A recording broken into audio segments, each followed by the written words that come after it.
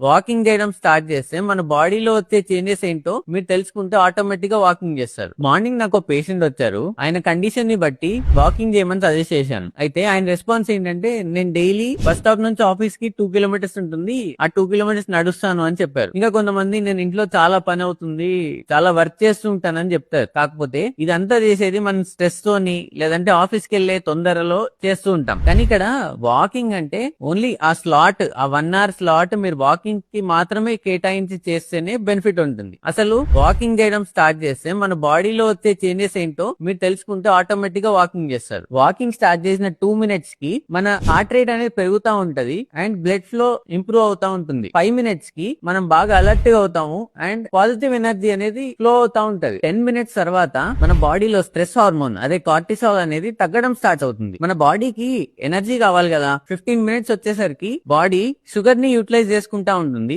అదే 30 మినిట్స్ అయ్యేసరికి షుగర్ ఆపేసి ఫ్యాట్ అనేది బర్న్ చేస్తా ఉంటుంది. ఇక 45 మినిట్స్ వచ్చేసరికి ఇది క్లియర్ గా వినండి, మైండ్ అనేది క్లియర్ అవ్వడం స్టార్ట్ అవుతుంది అండ్ ఓవర్ థింకింగ్ అనేది తగ్గుతుంది. కంటిన్యూస్ గా ఒక 60 మినిట్స్ వాక్ చేసిన తర్వాత మనకి బాడీలో హ్యాపీ కెమికల్స్ అనేవి రిలీజ్ అవుతాయి. దాంతో మన మూడ్ అనేది ఎలివేట్ అవుతుంది. సో ఇప్పుడు ఆలోచించండి, 15 మినిట్స్ 20 మినిట్స్ వాకింగ్ చేసేటప్పుడు మనం నిజంగానే వాకింగ్ చేస్తున్నామా లేదంటే మనం ఫూల్ చేసుకుంటున్నామా అనేది ఆలోచించండి. ఈ వీడియోని మీ లేజీ ఫ్రెండ్ కి షేర్ చేయండి. నేను వాకింగ్